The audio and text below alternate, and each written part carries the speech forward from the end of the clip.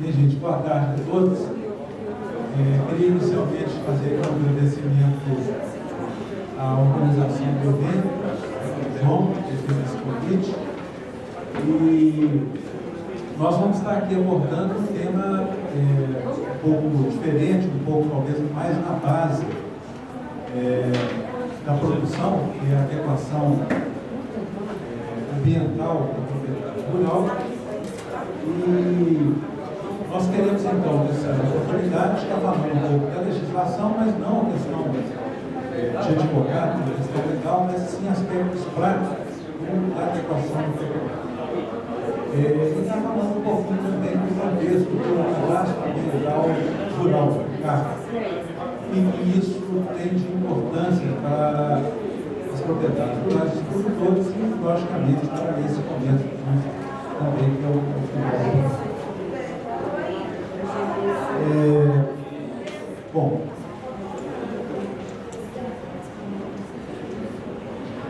fazendo aqui então um breve contexto, o Brasil tinha, há 2 anos atrás, uma legislação florestal considerada uma das melhores do mundo no contexto apenas ambiental. Reserva legal, por exemplo, exigência de reserva legal, área de preservação permanente, e uma série de questões ambientais muito boas, muito significativas, mas essa legislação, por não abordar de uma forma justa as questões econômicas e sociais dos produtores rurais, e também pelo caráter muito punitivo dessa legislação, ela se tornou ineficaz. Praticamente ninguém conseguia cumprir a legislação florestal anterior. Aqui em Minas Gerais, por exemplo, nós tínhamos cerca de 6% de propriedades apenas com uma reserva legal regularizada.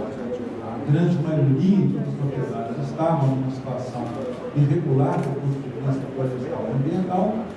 Isso dava muita insegurança jurídica, insegurança de produção, multas, uma série de coisas para os produtores rurais. Então, essa legislação, a nova lei florestal, tem 2 anos, em 2012 ela foi sancionada. Foi um grande avanço, no meu modo de entender, porque ela trouxe muitas questões econômicas e sociais muito interessantes, bastante interessantes,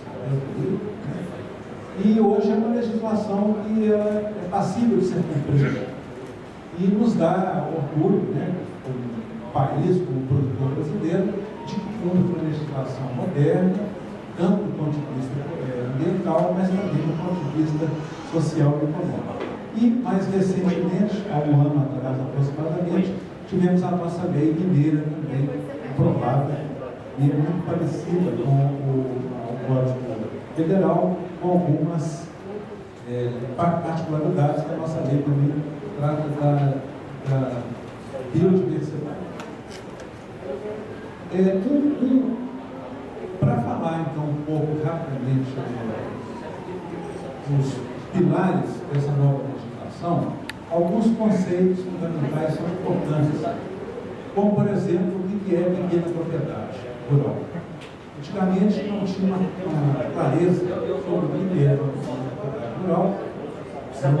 No PIS, 30 hectares, coisa que alguém tirou isso no número cabalístico, você sabe a razão desse número, desse tamanho de propriedade, e atualmente não. A pequena propriedade é que ela está na lei também, da agricultura familiar, tem diversas leis, então, que tem uma sintonia com o que traz hoje a lei florestal. São 4 módulos fiscais. O módulo fiscal, como a gente sabe, ele varia de acordo com a região, de acordo com a potencialidade da região. Aqui perto de Belo Horizonte, por exemplo, o módulo fiscal é 7 hectares. Existem regiões de Minas Gerais que o módulo fiscal é 70 hectares. Quanto mais pobre a região, com mais dificuldade, esse módulo tem bem, outro conceito muito importante, principalmente para os cafeicultores, a Semana Internacional do Café, é o conceito que trouxe essa nova legislação, esse grande conceito, esse grande fundamento, que é de que as áreas rurais consolidadas anteriores a 2008, 22 de julho de 2008, essas áreas são consideradas áreas rurais consolidadas, porque já existia aqui então uma atividade antrópica, uma atividade econômica, que garante então a continuidade dessa atividade. Então isso trouxe, por exemplo, a Minas Gerais, a perpetuação, poderíamos assim dizer, da cafeicultura, que praticamente quase todo o café de Minas está em área de encosta ou em topo de morro, né, que antes eram áreas consideradas de preservação permanente, que estavam, de certa forma, irregular. Isso, então, a nova legislação garantiu a cafeicultura em Minas Gerais, atividade pecuária também, quase todas as nossas pastagens também estão impostas em morro, assim como a maçã em Santa Catarina, a uva no Rio Grande do Sul, o arroz no Rio Grande do Sul.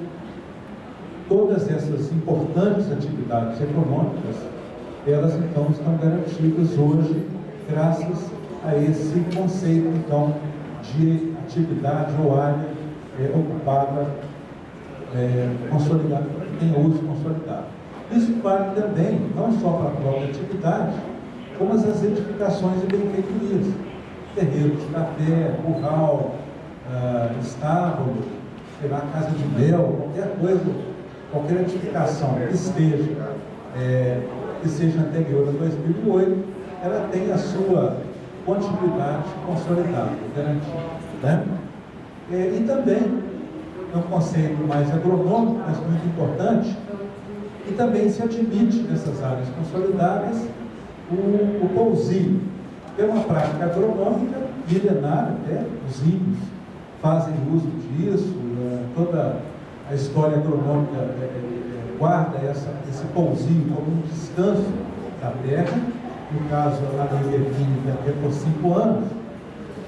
O que acontecia antes, quem dava um descanso na terra, ele não poderia mais cortar aquele mato que crescia, né, aqueles arbustos, porque alguém viria falar que aquilo se tornou uma floresta, que não pode mais ser cortado. Muito bem. Outro também conceito, que eu vou tentar linkar aqui algumas coisas com relação ao cadastro ambiental rural, é a importância também de se reconhecer o que se fala de imóvel rural quando se trata do cadastro ambiental rural do CAR. Para efeito do CAR, então, cadastro ambiental rural, cada CAR ele será feito por imóvel ou por matrícula. Aquela matrícula é o registro do imóvel. Mas, se o mesmo produtor, a mesma pessoa física ou jurídica, detém a propriedade de vários imóveis contíguos, para efeito do CAR, será feito um único cadastro para todo esse conjunto de imóveis que são contíguos. Isso é uma informação assim, importante, porque, eu vou falar isso mais à frente, a importância de se fazer corretamente esse cadastro, porque senão todos os benefícios que essa lei trouxe e traz, eles podem ser perdidos se o cadastro ambiental for mal feito e o produtor então não vai agregar os benefícios que essa nova legislação trouxe. Muito bem, já entrando então um pouco na adequação da propriedade rural, que é o que nos interessa, né? Linkar a adequação a essa legislação e ao CAR, a gente lembra o seguinte, que toda propriedade rural ela tem duas áreas distintas. Uma área que o próprio nome já diz, é uma área que tem uma restrição legal, áreas que a lei não impõe restrições, eu sou dono dela, mas eu não posso fazer nessa área o que eu bem entendo, porque existem restrições. E existem aquelas chamadas áreas produtivas, que tecnicamente se chama uso alternativo do solo. É a área produtiva, propriamente dica. Muito bem. Eu, nessa apresentação que eu estou fazendo, eu vou focar, então, quais são essas áreas com restrição legal e quais são e como é que funciona, como é que está funcionando, então, a legislação com relação a essas áreas. Existem 3 áreas com restrição legal, então, no Brasil. As áreas de preservação permanente, e o conceito não mudou nada com a nova lei, mas mudou a aplicação. As áreas de reserva legal, que também já existia, o conceito também não mudou bastante a aplicação. E uma terceira área que foi criada, digamos assim, com o novo código, que o nome é exatamente áreas de uso restrito. Então nós vamos estar falando então sobre, mais especificamente, sobre essas 3 áreas. A primeira, então, a área de preservação permanente, que o próprio nome já diz mais ou menos o que é essa área. Uma área de preservação permanente. Ou seja, praticamente se restringe tudo, ou quase tudo, nessas áreas de preservação permanente. E elas têm uma particularidade, né, coberta ou não por vegetação nativa. Muita gente acha que, por ser grama, ou por ser cascalho ou pedra, eu posso então fazer qualquer coisa nessa área. Não. Existe um impedimento porque ela é uma área protegida por lei. E essa área tem diversas funções ambientais: proteger recurso hídrico, a paisagem, a estabilidade geológica, biodiversidade, facilitar o fluxo gênico de fauna e flora, proteger o solo e assegurar o bem-estar das populações. É uma área que tem uma importância ambiental indiscutível. Ninguém discute a importância dessas áreas. Bom, a legislação trouxe também com mais clareza, com mais rigor, que antes não existia isso muito claro, juridicamente muito claro, que a vegetação nativa existente nas áreas de preservação permanente, elas devem ser mantidas pelos produtores. Ou seja, existindo vegetação nativa, ela tem que ser mantida, não deve ter desmatamento, mais desmatamento. Havendo supressão dessa vegetação nativa em áreas de preservação permanente, aqui então a gente fala de uso consolidado, porque houve desmatamento anterior a 2008.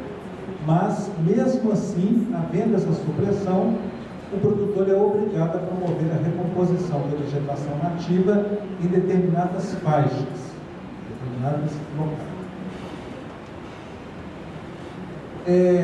A legislação, então, ela estabelece como é feita essa recomposição da vegetação, que pode ser, então, através da regeneração natural, deixar o mato crescer, plantar mudas de espécies nativas, um plantio intercalado de espécies nativas com espécies exóticas. E aqui em Minas Gerais, isso aqui no caso só para pequena propriedade rural, aquela que tem até 4 motos fiscais, e aqui em Minas Gerais se permitiu para todos os produtores, indistintamente se são pequenos ou grandes, e até 50% da área pode ser plantado também espécies exóticas. Vejam a grande diferença que aqui já se apresenta, que é a questão social e econômica.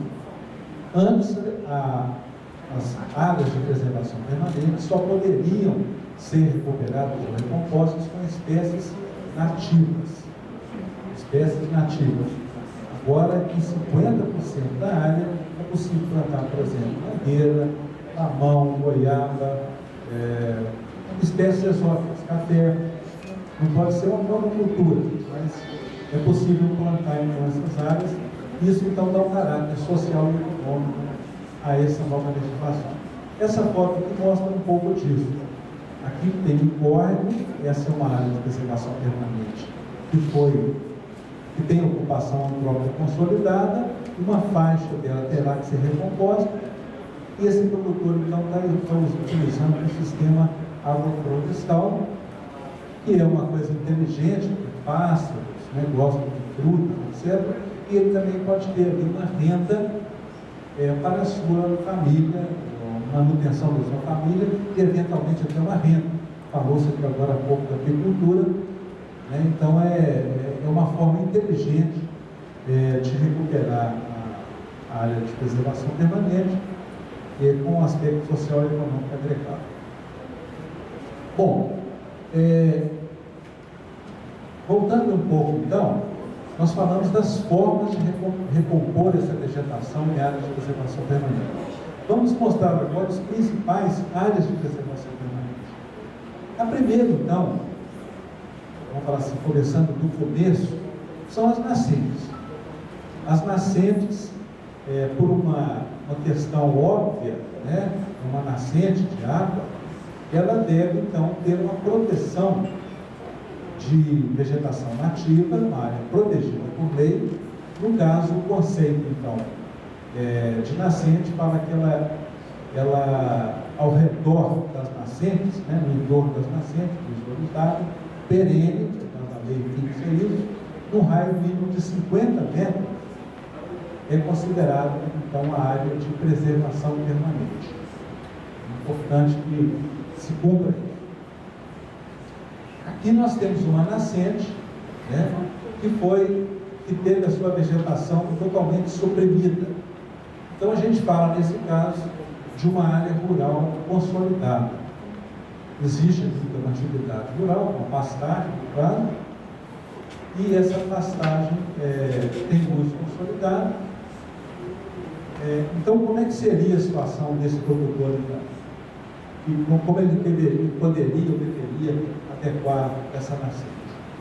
A lei, então, diz que tanto faz, no caso da nascente, devido à sua importância, para todo tipo de produtor, grande, médio ou pequeno, ele deverá recompor uma área de um raio de 15 metros no entorno dessa nascente. Vejam que a área de preservação permanente fala de 50 metros de raio, mas no caso de recomposição, ele é obrigado a recompor 15 metros. Bom, outras áreas de preservação permanente muito conhecidas são as matas ciliares, as margens dos rios, dos cursos d'água. E a legislação brasileira, ela determina a largura dessa área de preservação permanente de acordo com a largura do rio. Quanto mais largo o rio, mais larga é a faixa de vegetação de área de preservação permanente que deve ter. E aqui houve uma mudança muito grande na legislação, beneficiando socialmente e economicamente os produtores rurais. Vejam que essa aqui, então, é a faixa determinada por lei, não houve mudança no conceito aqui dessa largura, mas houve uma grande mudança no conceito do que é essa área de preservação permanente. Porque hoje só fala de área de preservação permanente em cursos d'água naturais. Antigamente, qualquer rego, qualquer dreno, qualquer canal de irrigação, seja lá o que for, a polícia militar, ambiental e o próprio fiscal do meio ambiente entendia que ali deveria ter uma vegetação nativa, deveria ter uma área de preservação permanente. É uma coisa equivocada. Hoje, só os cursos d'água naturais, perenes e intermitentes. Outra grande mudança é que essa faixa de vegetação permanente, essa faixa permanente, ela é a partir da borda da calha do leito regular. Antigamente era a partir do lugar que o rio cobria a enchente. Vou tentar mostrar isso aqui através de uma foto.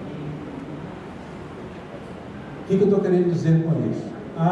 Atualmente a faixa de área de permanente era a partir da calha do leito regular. Na lei anterior, ela era a partir da área de enchente do rio. Então o produtor perdia toda essa área para aplicar a legislação anterior. Então, é muito mais fácil para o fiscal, para o produtor, para todo mundo observar qual é a calha, muito mais a própria natureza indicando isso, e a obrigação a ser cumprida passou a ficar muito menor também. Bom, além disso, né, de falar que só existe APP em recursos naturais, perenes, e que essa área é a partir da calha, né, ela trouxe o que se fala hoje de escadinha, de acordo com o tamanho da propriedade. Aqui está a propriedade em módulos fiscais, né? Quanto menor a propriedade, menor é a faixa a ser recomposta na margem dos rios. A propriedade, para ter um módulo, tem que recuperar no máximo 5 metros, de 1 a 2, 8 metros, de 2 a 4 metros, 15 metros, e acima de 4 módulos vai depender da largura do rio. Se o rio tiver mais de 10 metros, é metade da largura do rio, sendo o nível de 30 e o máximo de 100.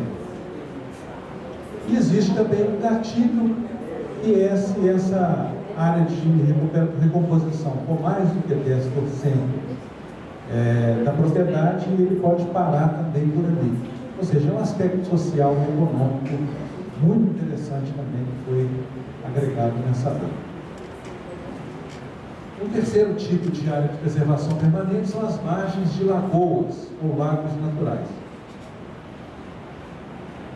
Essa faixa, então, ela vai depender do tamanho do espelho d'água. Se for menor do que 20 hectares, essa faixa tem que ser de 50 metros. Se for mais de 20 hectares, essa faixa tem que ser de 100 metros. Esse é o conceito da área de preservação permanente. Se essa área estiver desmatada, prevalece a mesma regra. Existe a escadinha e o produtor é obrigado a recompor 5 metros, 8 metros, 15 metros ou 30 metros, dependendo do tamanho da sua propriedade. O conceito de área de preservação permanente em reservatórios artificiais, que é o caso mais comum aqui, por exemplo, em Minas Gerais, Furnas, Três Marias, Nova Ponte, nós temos muitos lagos artificiais, né? Houve uma mudança na legislação. Essa área de preservação permanente ela é definida na licença ambiental do empreendimento. Se esse empreendimento for para geração de energia elétrica ou abastecimento público, essa própria empresa é que deve adquirir, desapropriar essa faixa, que vai de 30 a 100 metros, dependendo do licenciamento.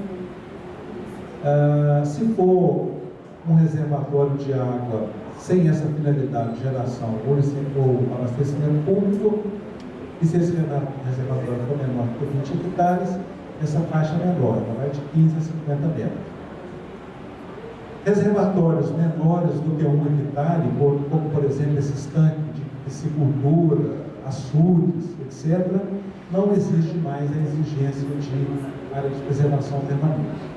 Então, mais uma vez, o aspecto social e econômico foi preservado. Bom, aqui começa uma questão muito interessante, acredito, para todos nós, né, que militamos na área rural, né, porque aqui nós já vamos falar das APPs, áreas de preservação permanente, que a gente chama de secas, que não estão nas margens dos corpos d'água.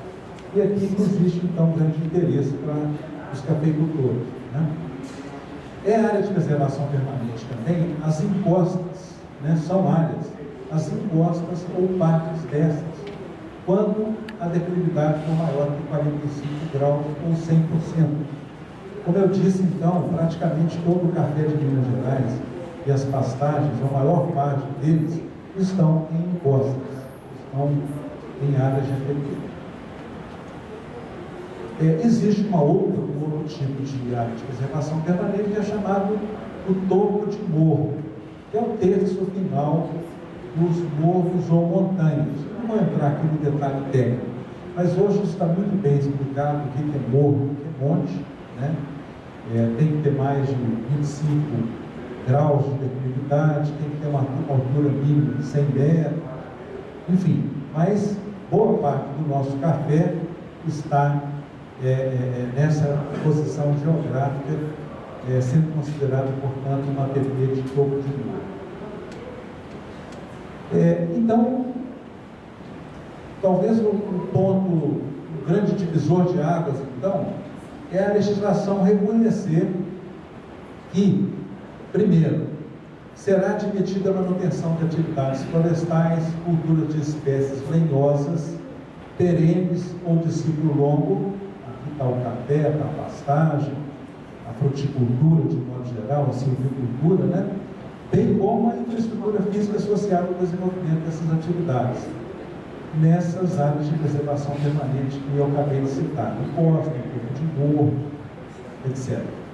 E o pastoreio extensivo também, ou seja, a atividade pecuária, ela será admitida nessas áreas.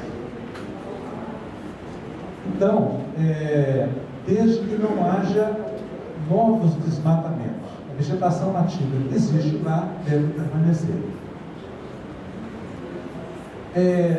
Então, aqui nós encerramos essa parte de área de preservação permanente, que trouxe, de fato, grandes mudanças, e vamos partir, então, para a área de reserva legal, que é a segunda área com o uso restrito que eu comentei. Aqui também houve uma significativa mudança na legislação, que hoje está muito mais fácil de se adequar à propriedade rural a essa nova exigência. O conceito de reserva legal não mudou, toda propriedade deve ter 20% dela como uma reserva legal, só que abaixo de 4 módulos fiscais, ou seja, a pequena propriedade, a área de reserva legal, ela será aquela que atualmente existe. Não há necessidade de uma recomposição. Se a pessoa tem 4%, 5%, 6%, seja lá o que for, aquela área será suficiente para aquela propriedade. Ao passo que para o grande produtor, ele tem que continuar mantendo 20% da sua propriedade como reserva legal. Porém, houve aqui uma flexibilização muito interessante para os produtores. É que esses 20%, nesses 20% podem ser computados todas as áreas de preservação permanente existentes. Então, primeiro, a pessoa conta o que tem na propriedade como área de preservação permanente, o que estiver faltando, ele vai, então, recuperar como reserva legal. Uma grande alteração na legislação. Da mesma forma, esse produtor, então, ele tem várias alternativas para recompor essa área, plantando, deixando uma regeneração natural, ou compensar essa área em outra propriedade, desde que seja no mesmo bioma. Também houve uma flexibilização. Essa recomposição pode ser, então, através de plantio, repetindo, de espécies nativas. É permitido o uso de espécies exóticas ou frutíferas. Essas espécies exóticas podem ser feitas em 50% da reserva legal e pode ser feita uma exploração econômica dessas espécies exóticas. Por exemplo, é possível plantar eucalipto em até 50% da área ser composta como reserva legal, forma-se a reserva legal e a pessoa pode cortar esse eucalipto e ter uma renda, ter uma atividade econômica então, a partir disso. Então, também uma forma inteligente que foi criada e que gera condições econômicas e sociais para os produtores. Bom, essa aqui é uma mudança mais no aspecto burocrático. Toda reserva legal, na lei anterior, tinha que ser averbada em cartório. Então, a gente fala daquela expressão, uma coisa cartorial, né? Uma burocracia, um custo, né? Isso, então, hoje não. Não existe mais a necessidade de averbação em cartório, desde que o produtor faça o registro do CARC. Registra a propriedade do CARC, como a gente vai falar, uma coisa eletrônica no computador, que o produtor mesmo pode estar fazendo. Então foi uma coisa bem interessante do ponto de vista burocrático. A terceira e última área que eu comentei, falamos de APP, reserva legal, e uso restrito, que é um novo conceito. Uso restrito, como o próprio nome fala, é uma área que tem uma certa restrição, embora que essa restrição é muito tênue. Por quê? Ela permite que todos os tipos de atividades agrícolas, né, no caso agricultura, pecuária, agricultura e bioagricultura, possam existir nessas áreas.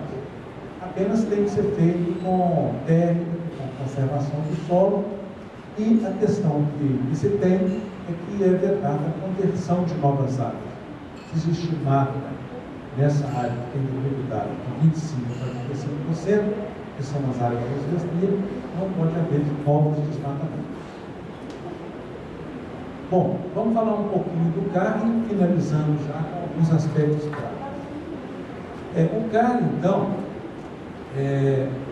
todo mundo deve estar sabendo, ele passou a ser, tornou-se uma coisa pública a partir de maio, através de uma instrução normativa do Ministério do Meio Ambiente. Todas as propriedades rurais, todos os imóveis rurais são obrigados a fazer o CAR, esse registro, num prazo de 1 ano, prorrogável por mais 1 ano.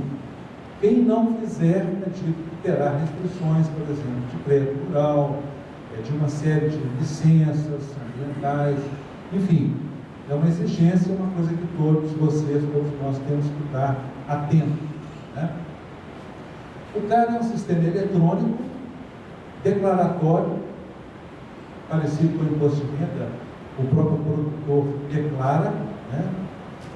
E sendo um sistema eletrônico, normalmente o que se declara, desde que siga aquelas regras estabelecidas no sistema, ele aceita o que é declarado, né? Por isso a gente tem que ter o cuidado, nós todos, de que o CAR seja bem feito, para que o produtor não tenha prejuízo de não auferir os benefícios da lei. Como disse então, obrigatório, o prazo de 1 ano a partir de maio de 2014, prorrogado por mais 1 ano. O CAR, então, esse registro, né, ele tem praticamente 4 páginas importantes. Uma página, um item, que trata da identificação do proprietário ou do proprietor, do possuidor do imóvel. De quem é aquela propriedade ou quem é o posseiro. Fala então da pessoa, física ou jurídica. A segunda aba, né, desse cadastro, ela fala da comprovação da propriedade ou da posse. Eu sou proprietário, aqui é a minha escritura, o meu registro, eu sou posseiro, aqui é a minha declaração de posse. O terceiro ponto, que é o mais importante, porque ele materializa toda essa questão da legislação, desse cadastro, é aquele que tem a parte de mapas. Então, é feita uma planta com memorial descritivo, eletrônico, né, no cadastro, onde é feito então o perímetro do imóvel, o entorno, a localização das áreas consolidadas, como eu alertei aqui, as áreas de preservação permanente, reserva legal do imóvel, as áreas de uso restrito, se tem pousio. Então, tudo isso é mapeado no CAR. E a localização dos remanescentes de vegetação nativa que porventura existem nessa propriedade. Além de outras informações, como termos de ajustamento de conduta, se eu quero ou não aderir ao programa de regularização ambiental, né? Se eu tenho infrações. Então, tudo isso, essas infrações podem ser convertidas, podem ser eliminadas, né? Tudo isso, então, através então, desse cadastro. O CAR federal, né, eu fiz questão de trazer aqui uma imagem do federal, porque com certeza tem muita gente aqui que não é de Minas Gerais, ou talvez a maioria. Né? O CAR federal tem essa cara, uma página eletrônica, muito parecida com o imposto de renda, né? Aqui você pode baixar imagens de satélite no seu perfil. Aqui você vai fazer o cadastro, clicando nesse ícone, nesse link. Aqui você grava para enviar. Aqui você envia. E aqui você pode retificar, pode fazer uma alteração necessária. Muito parecido com o imposto de renda. E aqui aquelas abas que eu falei. O cadastramento, o cadastrante, desculpa, a pessoa, o imóvel, qual que é o domínio, se é propriedade ou posse, qual a documentação, estrutura, registro, geo, que é a parte de mapas e outras informações. Ok? E finalmente, estou finalizando a palestra e vou dar uns exemplos aqui de carro. Existe, o que é muito importante na nova legislação, enquanto a outra legislação florestal, como eu disse, era muito restritiva, muito punitiva e não trazia nenhum benefício ao produtor, só penalidade, obrigação, etc. Essa lei de trazer benefícios, ou pelo menos sinalizar benefícios econômicos e sociais, ela aponta para um programa de regularização ambiental. Como eu posso me regularizar? Antes não tinha nada disso. Hoje aqui existe, então, um programa de regularização ambiental, que eu acho que é o que interessa a todos vocês aqui. A propriedade está adequada para ela poder praticar, então, um comércio justo. Ela não ter barreiras, um tipo de barreira alfandegária ou qualquer outro tipo de barreira. Então, a regularização da propriedade rural, ela vem, então, do cadastro ambiental, que é uma porta de acesso, a um programa de regularização que está ainda sendo criado, mas a porta para esse programa é o CAR, é o registro. Né? Mas é só a partir, então, do CAR que nós temos segurança de que o nosso imóvel está se adequando. Então, para finalizar, vou aqui apenas mostrar algumas imagens e uns exemplos. Uma típica propriedade aqui de Minas Gerais, na zona da Mata Mineira. Pastagens, café, mata, cachoeira, boi, o vaca. Então aqui nós temos uso consolidado em tudo isso. Uma pastagem, uso consolidado, pastagem, café. Né? Mata. Como que eu atendo essa propriedade? Como eu devo proceder para adequar essa propriedade? Então hoje o caminho é o carro. Essa propriedade não poderia existir no antigo código. Exatamente. Não tem nenhuma área aí que seria. Exatamente. Aqui nós temos curso d'água, teria então uma restrição de 30, 50 metros de largura, dependendo da largura do curso d'água. Na encosta não poderia ter atividade nem de café, nem de pastagem. No topo do morro, enfim. A propriedade estava totalmente engessada pela legislação. Atualmente houve então essa flexibilização com uma tranquilidade. Essa é a mesma propriedade no outro ângulo. Isso aqui tudo é córrego. Esses meandros aqui são córregos, uma vasca, toda com pastagem, com gado, café, vegetação nativa.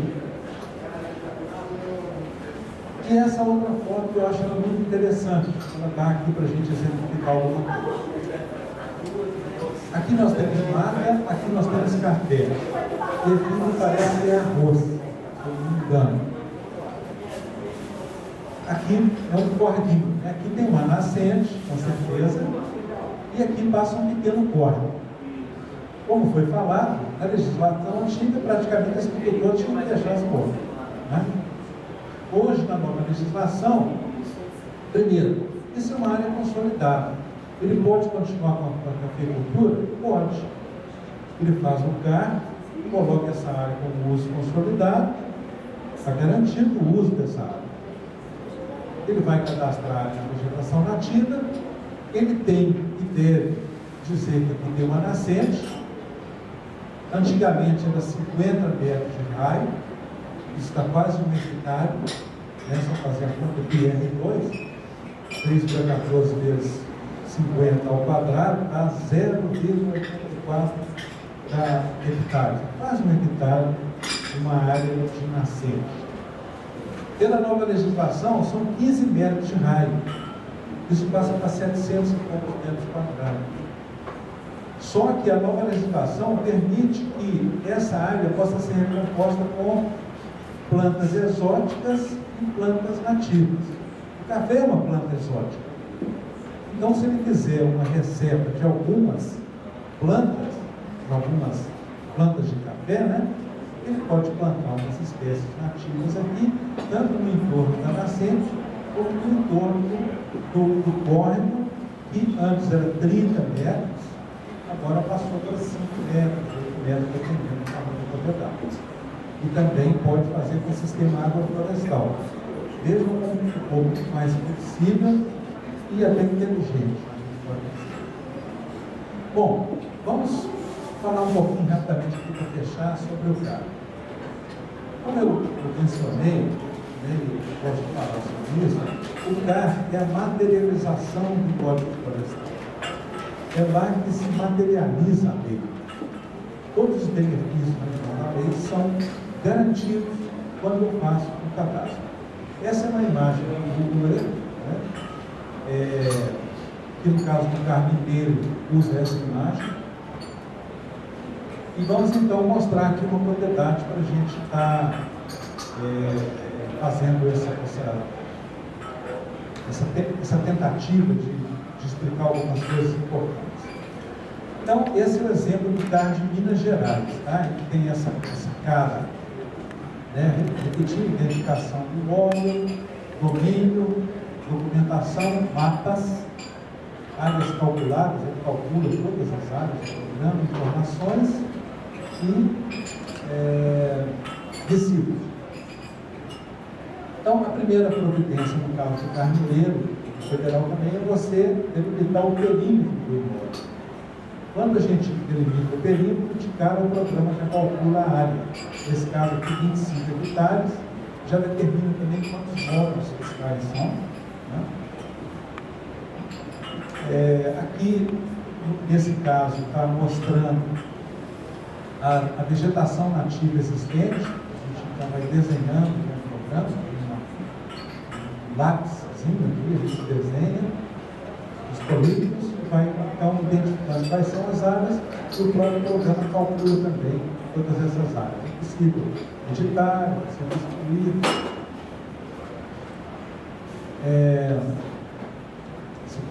Voltei, desculpa. Aqui a mesma foto com um zoom maior, mas mostrando as áreas de uso consolidado. Aqui a gente chama atenção. A área de uso consolidado, na hora de fazer o mapa do CAR, nós devemos mostrar todas as áreas efetivamente com uso consolidado. Então não pode se esquecer disso. Porque se ele esquecer de marcar uma área consolidada, ele perde o benefício da aplicação. A APP vai ser maior, a nascente vai ter uma área maior, etc. Então, tudo que está claro, esse verde mais pálido, são áreas consolidadas dessa propriedade. Pastagem, café, silvicultura, uma série de coisas. Olha que interessante aqui. Vou chegar mais perto aqui para vocês verem. Apesar de eu estar com a ponteira. Se eu coloco uma nascente no CAR, coloco uma nascente numa área que tem vegetação nativa, ou seja, não tem uso consolidado, o programa já marca um raio de 50 metros, que é o que manda a lei. Se eu tenho uma nascente numa área que tem uso consolidado, que é uma pastagem, o próprio programa já marca a área de 15 metros de área. Ou seja, é a aplicação da lei, né? E se existe uma nascente numa área que está um pouco desmatada e numa área que tem mata, ela coloca as duas situações.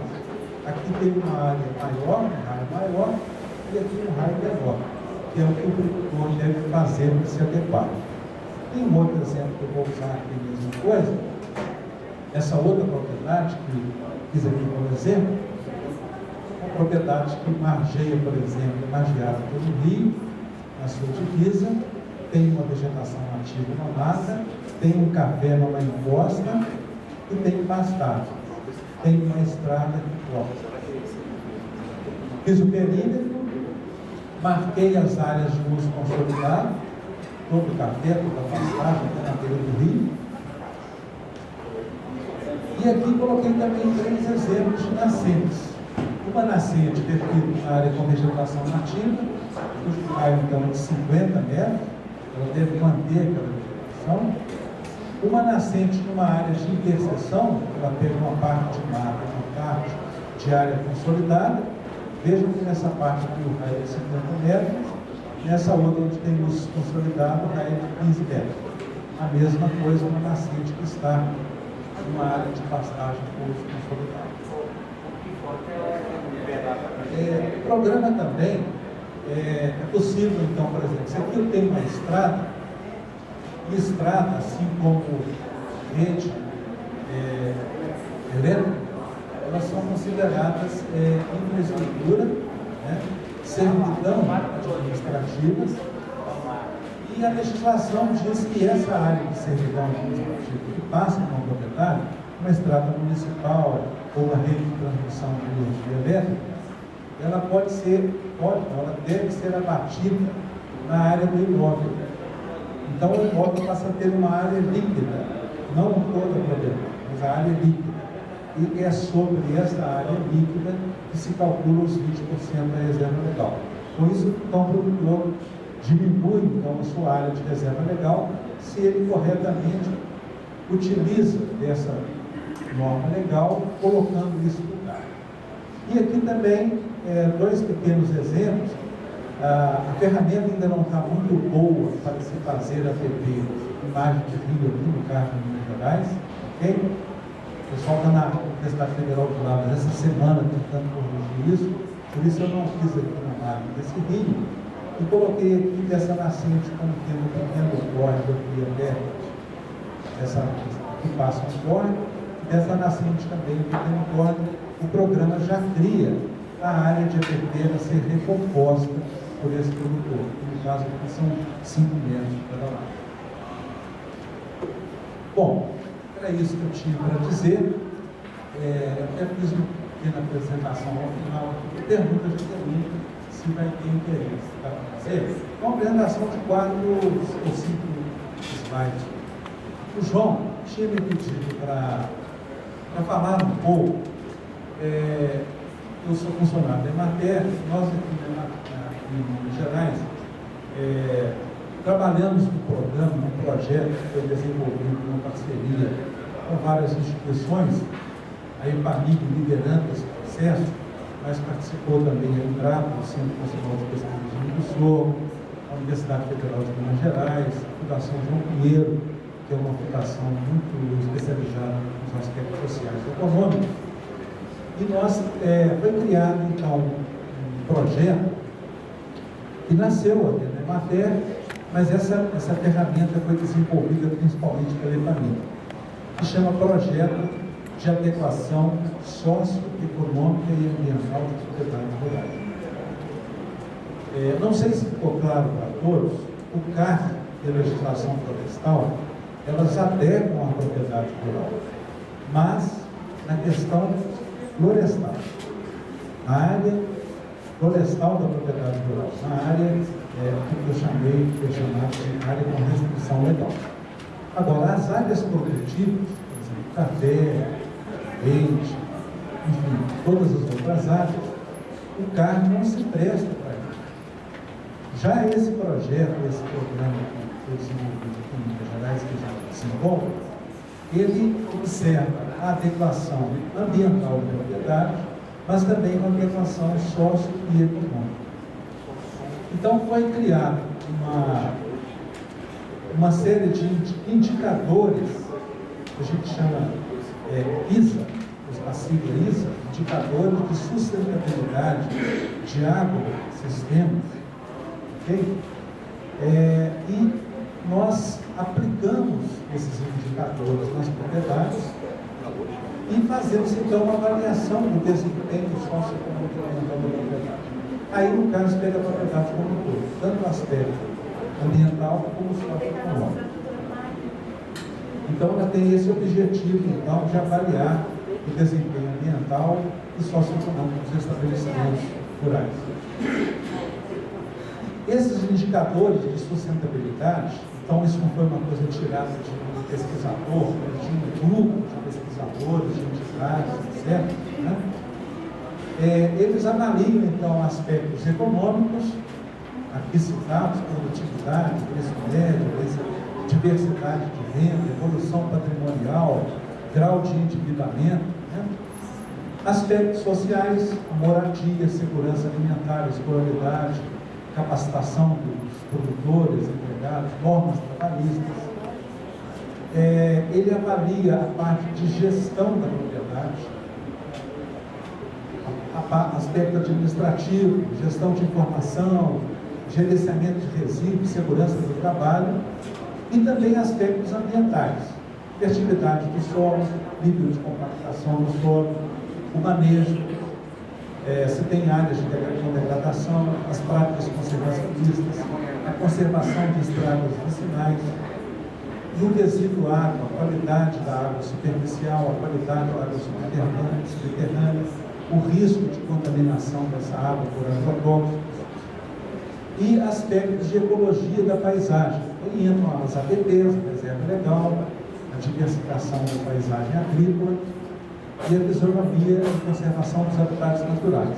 Então, o CAR, ele se encaixa perfeitamente nessa proposta, porque ao fazermos o CAR, todo esse aspecto aqui ele já fica considerado. Muito bem. Esse índice, né, a semelhança de outros índices, né, ele tem uma nota máxima de 1 e tem uma linha de corte que é o 0,7, que a gente chama então de índice de sustentabilidade. Se está menor do que 0,7, está insustentável, não apresenta alguma insustentabilidade. Se está acima de 0,7, apresenta sustentabilidade. Então, existem 7 subíndices: balanço econômico, balanço social, gestão da propriedade, capacidade produtiva do solo, qualidade de água, manejo do sistema de produção e diversidade da paisagem agrícola e conservação dos habitats. Então, portanto, fica fácil para o próprio produtor rural e para esse profissional que trabalha com esses índices, ele verificar qual índice que não está tendo desempenho satisfatório.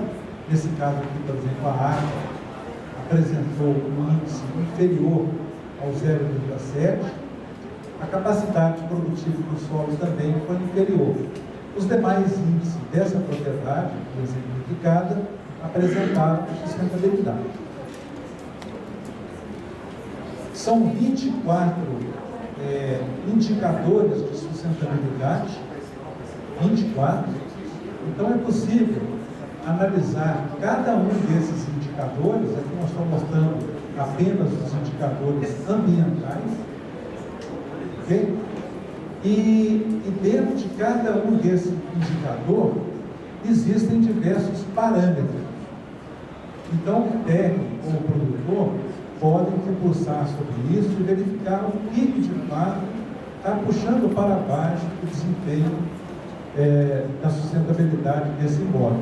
Então fica mais fácil aqui, por exemplo, a gente está sabendo que as práticas de biodiversidade, o estado de conservação das estradas está sendo um ponto aqui frágil, o potencial de contaminação por agrotóxicos, outro ponto frágil. Verificamos que a qualidade da água subterrânea está boa.